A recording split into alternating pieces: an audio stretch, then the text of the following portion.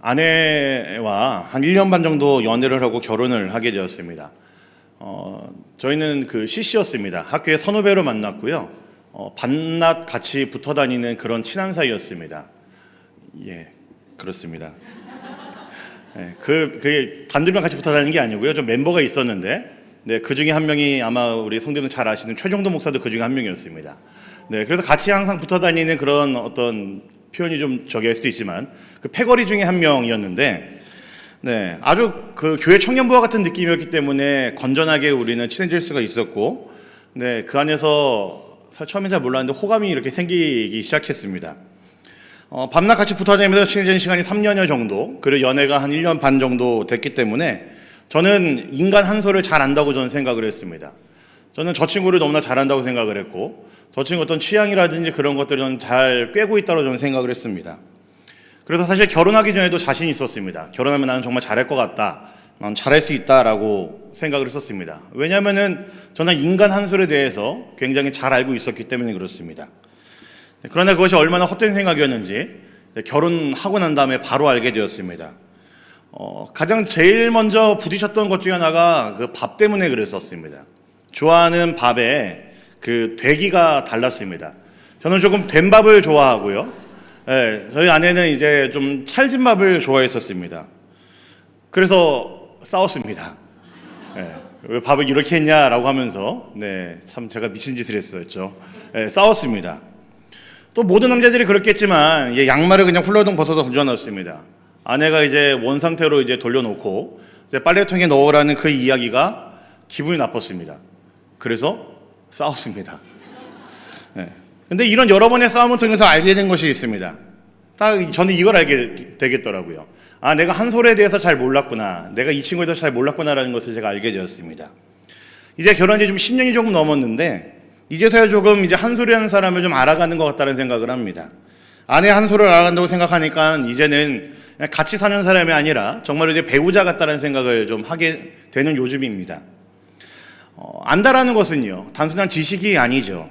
관계의 깊음에서 비롯되는 것이 사실 진짜 안다라는 그 단어의 의미일 겁니다. 누군가를 정말로 아는 사람은 그 사람을 사랑하고 이해하며 그의 마음을 헤아릴 줄 아는 것이 바로 진짜 아는 관계에 있는 사람의 관계가 아니겠습니까? 그런 면에서는 저는 진짜로 요즘은 정말로 잘 알아가고 있는 것 같습니다. 그런데 이것은 우리의 신앙의 문제에서도 적용이 가능합니다. 이 시대를 살아가는 모든 그리스도인들은, 많은 그리스도인들은 하나님을 잘 알고 있습니다. 시간이 거듭할수록 하나님에 대한 지식들은 정리가 되어가고 있고요. 교리가 되었고 때로는 명문화가 되었기 때문에 아마 거의 많은 그리스도인들은 하나님에 대한 그 지식이라고 한다면은 아마 많은 것들을 알고 있을 겁니다. 또한 장로교에서 주로 드러나는 아주 특별한 모습이겠지만 요리문답이라든지 아니면 신앙 고백서 같은 그런 형태에 대한 신앙에 대한 교육도 철저하게 이루어지고 있기 때문에 지금 이 시대를 살고 있는 많은 그리스도인들은 정말로 하나님에 대해서 많이 알고 있습니다. 그런데 과연 이러한 과정들을 수료하고 이러한 공부들을 통과하게 되면은 과연 우리도 하나님을 잘 알까요? 우리는 설교를 자주 듣죠. 유튜브로도 좋아하는 설교자들을 정해놓고 우리 즐겨찾기를 해놓고 많이 듣기도 합니다. 기도도 자주 합니다. 성경도 자주 읽고요. 때로는 많이 기도할 때도 있고 때로는 성경을 많이 읽을 때도 있습니다. 그렇다면 과연 나는 이러한 신앙의 행위들을 통해서 하나님을 과연 잘 안다라고 말할 수 있을까요? 아마 우리 성도님도 쉽게 답하지 못할 때가 많이 있으려 생각을 합니다. 우리도 잘 알기 때문에 그렇죠. 하나님 안다라는 것이 성경의 어떤 지식이나 교리를 통해 아는 것 정도가 아니라는 것을 알기 때문입니다. 방금 전 제가 제 아내의 예를 든 것처럼 하나님을 안다라는 것은 그분과의 깊은 관계 속에서 그분의 성품, 사랑, 뜻을 경험적으로 이해하고 알아가는 것을 안다라고 이야기합니다. 오늘 본문인 호세아 6장은요. 이스라엘 백성들의 하나님을 아는 지식에 부재에 대한 하나님의 책망과 경고를 담고 있습니다. 계속해서 책망하고 계속해서 그들에게 경고하는 것은 그들은 하나님을 알지 못한다라는 거였습니다. 그들은 하나님 섬긴다고 말을 했지만 그들의 신앙의 형태는 그저 형식적인 거, 겉으로 드러나는 겉모습만 드러나는 그 신앙에 머물러 있었다라는 이야기입니다. 그렇다면 우리의 신앙은 어떠할까요? 과연 우리는 하나님을 아는 참된 지식을 가지고 그렇게 우리가 매일매일 신앙을 하고 있을까요? 아니면 단지 교회에 출석하고 형식적으로 예배하면서 마음과 삶으로는 하나님과 멀어진 상태에 있진 않으신가요? 오늘 우리는 하나님을 진정을 안다는 것이 무엇인지, 그리고 어떻게 우리의 삶에서 하나님을 아는 지식을 살아낼 수 있을지를 함께 살펴보려고 합니다. 이 말씀을 통해 우리의 신앙이 형식적인 신앙에 머물지 않고 하나님과 깊은 관계 속에서 참된 예배와 순종으로 나아갈 수 있기를 소망해 봅니다. 호세아 4장부터 5장에서는요, 이스라엘의 죄의 목록을 이야기하면서 그들의 신앙 그리고 사회에서의 그 타락을 이야기하고 고발하고 있습니다. 그리고 하나님께서는 반드시 그들을 심판하실 것이다 라고 아주 엄하게 경고하고 있습니다. 그러면서 시작된 호세아서 6장, 오늘 우리가 읽은 본문이죠. 6장에서 호세아 선지자가 이야기하는 이스라엘이 겪는 모든 문제의 근거는 딱 하나밖에 없습니다. 그것은 바로 그들에게 하나님을 아는 지식이 없었다라는 거였습니다. 사실 그보다 더 전에 호세아서 4장 1절에서도 똑같은 이야기를 합니다. 그들에게 하나님을 아는 지식이 없다라고 이야기를 하고 있습니다. 이것은 지금 우리의 신앙에서 똑같이 적용할 수 있습니다. 하나님을 아는 지식이 없을 때 나타나는 그 현상들을 제가 이 호세아서 6장을 보면서 조금 정리를 했습니다. 나름 그 두 가지의 단어로 제가 요약을 해봤는데, 첫 번째는 이렇게 요약을 했습니다. 그들의 신앙이 형식화되고 있다는 겁니다. 포멀리제이션이라고 이야기할 수 있을 것 같고요. 두 번째는 세속화가 되고 있었습니다. 서큘러리제이션이라고 이야기할 수 있을 것 같습니다. 하나하나씩 좀 보면서 호세아서를 통해서 고발하고 있는 그들의 하나님 아는 지식이 없었을 때 어떤 일이 났었는지를 우리가 살펴보려고 합니다. 첫 번째, 형식화죠. 신앙의 중심은 사라지고 형식적인 신앙으로 바뀌게 되었다는 겁니다. 하나님을 아는 지식이 없었을 때에, 하나님을 알지 못했을 때에 드러나는 첫 번째 모습이 바로 신앙의 형식화입니다. 우리 오늘 말씀 1절 한번 같이 볼까요? 1절입니다. 보겠습니다. 시작. 오라 우리가 여호와께로 돌아가자. 여호와께서 우리를 찢으셨으나 도로 낳게 하실 것이요 우리를 치셨으나 싸매어 주실 것임이라. 네, 사실 이 본문으로 호세아의 고백으로 볼 것인지 아니면 이스라엘 백성들의 고백으로 볼 것인지 사실 해석이 좀 갈릴 수가 있습니다. 근데 둘 다 타당하고 분명한 이유가 있는데, 저는 오늘 설교에서는 이 오늘 본문 1절부터 3절까지의 고백을 저는 이스라엘의 고백으로 보고 좀 말씀을 좀 이어가려고 합니다.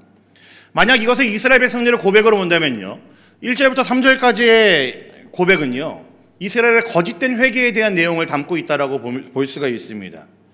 하나님은 찢으셨지만 낫게 하시는 분이 맞습니다. 치셨지만 싸매주시는 분도 맞습니다. 이스라엘은 이 하나님을 알기 때문에 회개한다, 돌아간다라고 말하고 있습니다. 당연하죠. 이건 우리 모두가 다 알고 있는, 우리가 하나님에 대해 갖고 있는 어떤 믿음이자 신앙의 근본 아니겠습니까? 이런 반응은 옳다라고 생각을 합니다. 당연히 옳죠. 그런데 참 재밌는 게 오늘 말씀 4절을 보면은 이스라엘 백성들의 이런 반응 이후에 나타나는 하나님의 반응이 이렇습니다. 우리 4절 말씀 한번 같이 볼까요? 4절입니다. 보겠습니다. 시작. 에브라임아 내가 내게 어떻게 하랴, 유다야 내가 내게 어떻게 하랴, 너의 인애가 아침 구름이나 쉬 없어지는 이슬 같도다. 이들의 회개에 대한 하나님의 반응이 심상치가 않습니다. 1절부터 3절까지를 하나님의 은혜에 대한 분명한 확신을 가지고 하는 그들의 회개라고 한다면은 4절에서 말한 하나님의 반응이 의미심장합니다. 아침 구름, 이슬이라고 표현을 하면서 그들의 회개를 그렇게 받아들이신다는 겁니다. 무슨 의미일까요? 단어들을 보면 굉장히 낭만적인 표현일지 모르겠지만 하나님이 보시기엔 그들의 회개가 굉장히 일시적이고 더 나아가서는 형식적이었고 거짓된 회개였다는 것을 말하고 있는 겁니다. 여러분, 너무 뼈아픈 지적 아니겠습니까? 우리의 예배를 아무리 열심히 드린다 할지라도, 우리가 열렬히 회개를 한다 할지라도 그 안에 하나님 아는 지식이 없다고 한다면은 그들의 회개, 그들의 예배를 마치 아침 구름처럼 그리고 이슬처럼 갑자기 있다가 없어지게 만들 수, 쉬 없어지게 만들 수 있는 그런 것들로 흩어버리겠다는 뜻 아니겠습니까? 받지 않으시겠다는 의미이고 의미가 없다라는 이야기입니다. 겉으로는 예배가 있죠. 그리고 회개가 있습니다. 그런데 그 안에서는 진정한 회개와 순종을 찾을 수가 없고 그 마음의 중심에 하나님 향한 마음이 없다라는 것을 하나님이 알고 있다라는 뜻이겠죠. 제가 성경을 자주 읽습니다. 뭐 이렇게 놀라세요? 목사니까 좀 자주 읽기도 하고요. 성경을 자주 읽습니다. 근데 구약을 읽다 보면은 제가 항상 읽으면서 멈칫하는 곳이 있습니다. 그리고 이제 그 말씀 때문에 항상 그 읽을 때마다 그 부분에서 스스로를 좀 돌아보게 만드는 말씀 구절이 있어요. 그게 어딘지 아십니까? 이사야서 1장 11절부터 13절까지 말씀 보시면요, 이런 표현이 있습니다. 한번 같이 볼까요? 이사야서 1장 11절부터 13절입니다. 같이 보겠습니다. 시작. 여호와께서 말씀하시되 너희의 무수한 재물이 내게 무엇이 유익하뇨? 나는 순양의 번제와 살찐 짐승의 기름에 배불렀고 나는 수송아지나 어린 양이나 순염소의 피를 기뻐하지 아니하노라. 너희가 내 앞에 보이러 오니 이것을 누가 너희에게 요구하였느냐? 내 마당만 밟을 뿐이니라. 헛된 재물을 다시 가져오지 말라. 분향은 내가 가증히 여기는 바요 월삭과 안식일과 대회로 모이는 것도 그러하니 성에 아울러 악을 행하는 것을 내가 견디지 못하겠노라. 여러분, 이게 무슨 이야기냐면요, 아무리 많은 재물을 갖고 와서 제사를 드린다 할지라도, 월삭과 안식일 하나님이 정하신 그 절기를 지킨다 할지라도 하나님은 안 받겠다라고 말씀하고 있는 겁니다. 내 마당만 밟을 뿐이다, 내가 그것을 견디지 못한다라고 하나님께서 말씀하고 계십니다. 보여주기로 하는 식의 제사, 진심이 담겨있지 않은 형식적인 예배, 신앙의 모습들에 대한 하나님의 비판이고, 조금 더 거친 표현이지만 하나님의 비난이라고 할 수가 있을 것 같습니다. 특히 이사야, 호세아가 활동하던 지역은 다르지만 동시대 활동에서 선지자라고 생각한다면은 호세아에서 이야기하고 있는 형식적인 예배, 그리고 이사야에서 얘기하는 형식적인 이 예배의 모습은요, 굉장히 우리에게 시사하는 바가 크고 의미가 큽니다. 이스라엘 전체적인 모습들 가운데에서 그들은 굉장히 형식적인 모습의 신앙의 행위들을 이어가고 있었고, 그들의 마음의 중심에는 하나님이 담겨있지 않는, 그들이 그저 보여주기 식으로 하는 그런 모습들이 드러나고 있었다라는 겁니다. 그래서 저는 이 말씀 보면은 항상 저의 모습을 점검합니다. 나의 신앙을, 그리고 나의 예배를 점검합니다. 나에겐 하나님께서 가증스러워하실 만한 그런 형식적인 예배의 모습이 없는지 저를 돌아보게 만드는 말씀입니다. 여호와를 아는 지식이 없을 때에 우리에게 드러난 첫 번째 모습이 바로 이 예배의 형식화, 신앙의 형식화입니다. 무엇이 없었다고요? 여호와라는 지식이 없었습니다. 두 번째는 제가 이런 단어를 붙여봤습니다. 세속화라는 단어를 붙여봤습니다. 세상의 가치관에 물들어서 혼합되고 하나님의 언약에서 멀어진 것을 이야기합니다. 또는 이 하나님 나라 백성들의 공동체 안에 세상의 가치관이 들어와 있고 흠뻑 젖어 있는 상태를 이야기하겠죠. 우리 오늘 말씀 7절부터 9절까지 말씀을 한번 보겠습니다. 함께 보겠습니다. 시작. 그들은 아담처럼 언약을 어기고 거기에서 나를 반역하였느니라. 길르앗은 악을 행하는 자의 고울이라. 피 발자국으로 가득 찼도다. 강도떼가 사람을 기다린 같이 제사장의 무리가 세겜길에서 살인하니 그들이 사악을 행하였느니라. 7절에서는 이스라엘이 언약을 깨뜨렸다라고 표현을 하고 있습니다. 그리고 6절에서는, 그 앞에 있는 6절에서는 하나님께서 원하시는 것은 인애를 원하고 번제보다 하나님을 아는 지식을 더 원한다라고 분명히 말하고 있죠. 이스라엘은 하나님의 언약을 배반하고 스스로의 유익을 쫓았던 자들이었습니다. 이런 이야기가 호세아 곳곳에서 나옵니다. 사회적인 불의, 빈부격차, 그리고 그들이 갖고 있는 기독교에 대한 어떤 이교화, 그리고 부정직한 경제활동, 부정과 부패, 불의함, 이런 내용들을 계속 호세아서 곳곳에서는요 고발하고 있습니다. 그들이 하나님과 멀어졌기 때문에, 하나님의 언약을 배반했기 때문에 그들의 일상이, 그들의 사회가, 그들의 삶이 온전치 않았다라는 이야기입니다. 방금 읽은 말씀에서 언급된 길르앗과 세겜은요, 이스라엘에게는 북이스라엘 남유다 통틀어 가지고 대표적인 아주 종교적인 상징을 갖고 있는 도시들입니다. 길르앗은요 요단강 동쪽에 있는 도시인데, 이곳에는 예전 그 출애굽한 이후에 여러 가지 도피성들이 지정했을 때 그 한 곳이 바로 이 길르앗에 있습니다. 그런데 이곳이 어떻게 되어 있다고요? 피와 불법으로 가득 찬 곳을 묘사되고 있습니다. 세겜은 어떤 곳인지 아십니까? 이스라엘 백성들이 그들의 믿음의 조상을 얘기하는 아브라함이 처음 단을 쌓아서 하나님께 제사를 드렸던 곳이 바로 세겜입니다. 너무나 상징적인 곳이죠. 그런데 이곳에 있는 종교 지도자들이 폭력과 살인을 저지르고 있다라고 묘사하고 있습니다. 호세아서가 쓰여진 주전 750년경에는 북이스라엘과 남유다 모두가 다 경제적으로, 사회적으로 아주 풍요로웠던 시기였습니다. 큰 번영을 누리던 시기였습니다. 물질적인 풍요를 누리고 있었고요, 부족한 것이 전혀 없었던 그런 시대였습니다. 그럴 때 그들은 더욱더 자신들의 이익을 추구하기 위해서, 자신들의 손에 쥐기 위해서 온갖 부정과 부패, 불의, 이 모든 것들을 저질렀다라는 이야기입니다. 더 큰 문제는 방금 읽은 9절에서처럼 말하고 있는 것처럼 그런 짓을 저지르고 있는 무리들 중에는 제사장 무리가 있었다라는 것도 큰 일이었습니다. 무슨 의미이겠습니까? 세상과 하나님의 백성이나 그 이스라엘 백성들과 구분이 없어졌다는 이야기이죠. 그들이 하나님의 언약을 배반한 이유, 자신이 더욱더 먹고 마시고 누리기 위해서, 자신들이 더욱더 갖기 위해서, 소유하기 위해서였을 텐데, 그런 그들의 모습들 가운데 당연하게 불의와 부정함과 부패함과 무자비함이 드러나기 시작했다는 겁니다. 살인, 폭력도 드러났고요. 이 모든 것들이 자신들의 배를 채우기 위해서, 자신들의 유익을 쫓기 위해서였다라는 거죠. 저는 그런 면에서 우리에게 있는, 지금도 여전히 우리에게 남아있는 물질주의와 소비주의도 이거가 결을 같이 한다고 생각을 합니다. 자신들의 이익을 위해서라면 언약을 파기했던 이스라엘의 모습이 다르게 표현된 것이 바로 이 시대를 주름잡고 있는 물질주의와 소비주의가 아닐까 싶습니다. 나만을 위한 물질, 나만을 위한 소비가 우리에게 어느덧 많이 자리하고 있고, 물질이 눈에 보이는 화려한 무엇인가가 어느샌가 나의 영혼의 문제보다, 내가 더 하나님 앞에 나아가는 그 문제보다, 회개하는 것보다, 내가 주님 앞에 눈물을 흘리면서 예배하며 나아가는 것보다 더 우선시 되고 있다는 거죠. 더 먼저 자리하고 있게 되었다는 겁니다. 이런 무서운 이야기 아니겠습니까?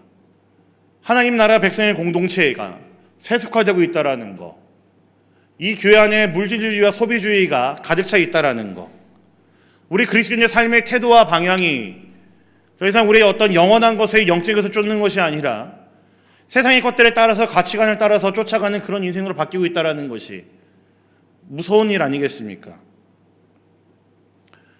여러분, 저는 교회는 세상과 달라야 된다고 그렇게 믿고 있습니다. 우리는 하나님의 백성이라 말을 하지만 요즘을 볼 때에, 아니 사실은 이제 이 땅에 교회가 있고 난 다음부터는 계속해서 교회의 모습은 세상과 크게 다르지 않는 모습들을 많이 갖고 있었습니다. 지금도 그렇고요. 세상에서나 교회의 모습이 비슷한 모습이 있다는 겁니다. 저는 교회가 갖고 있는 가장 큰 매력은 세상과 다를 때 나타난다고 믿습니다. 그런데 그런 교회가 세상과 같다면은 교회로서의 모습을 우리가 스스로 포기한 것 아니겠습니까? 당연히 우리 한 명 한 명, 우리들의 모임이 우리 각자가 교회라고 이야기한다고 했었을 때 당연히 동일하게 우리에게 적용이 되는 문제죠.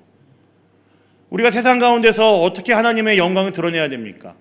다른 모습으로 드러낼 수밖에 없습니다. 저는 그게 교회의 매력이라고 생각하고, 저는 그게 이 땅에서 교회가 해야 되는 일이라고 저는 그렇게 믿고 있습니다. 세상에 재미있는 것이 더 많고 세상에 더 눈을 즐겁게 하는 것이 많은데, 그렇다면 사람들이 교회로 올 이유가 없죠. 교회가 세상과 똑같다고 한다면은.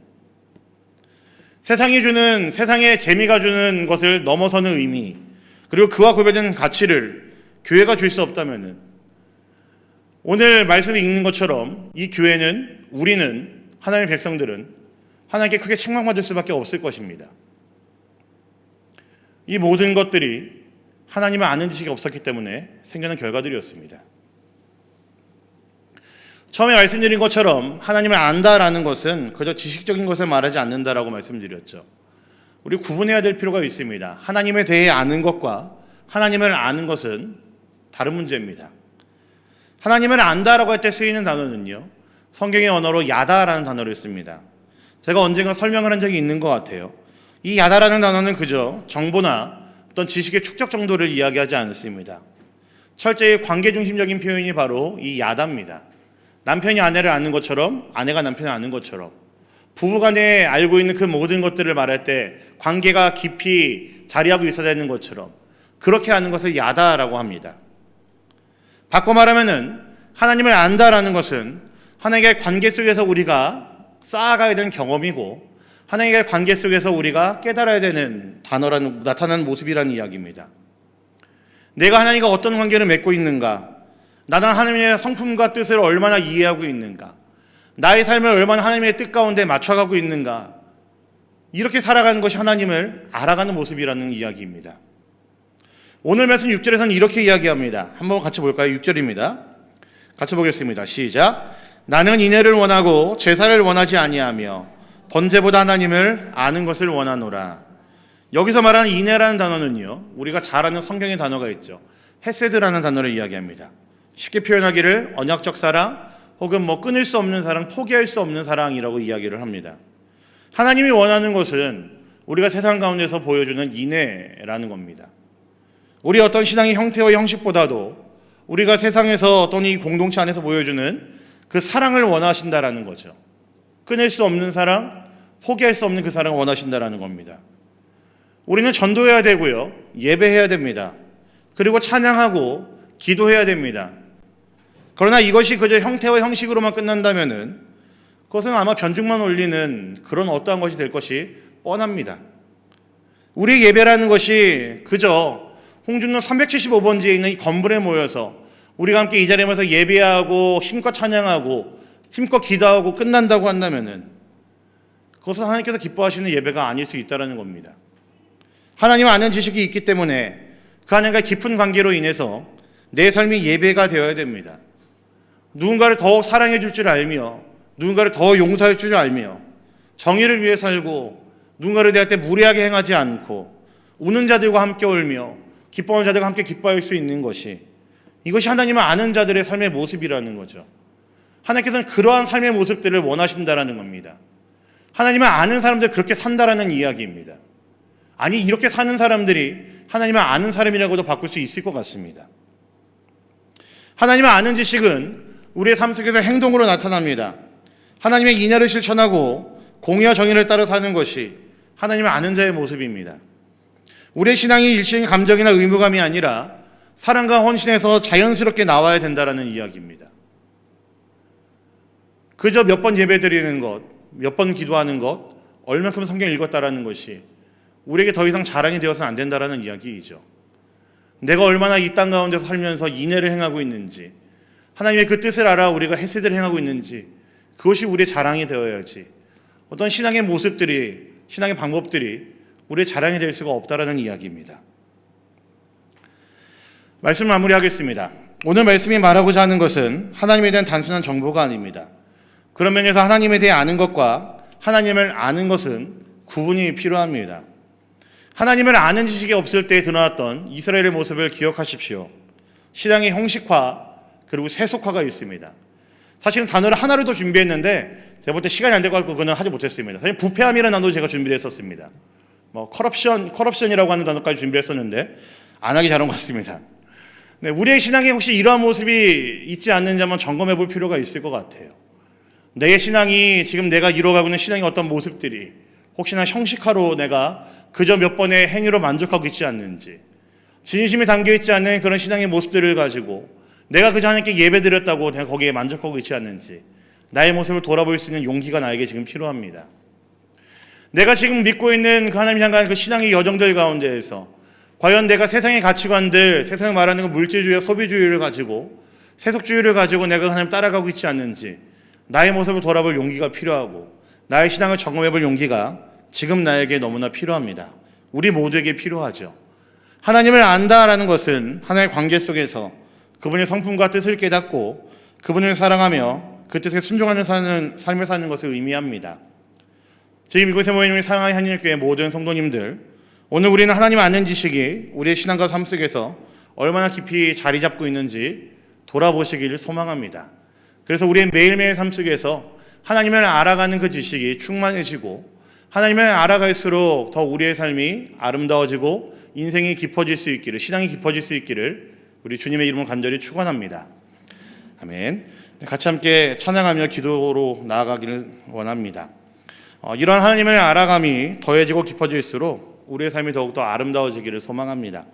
하나님의 자녀로 살아갈 수 있는 근거, 우리 하나님을 더욱 알아가는 것임을 기억하면서 우리의 삶이 은혜 안에서 깊어질 것을 기대하시면서 함께 찬양하면 좋겠습니다. 함께 찬양하겠습니다.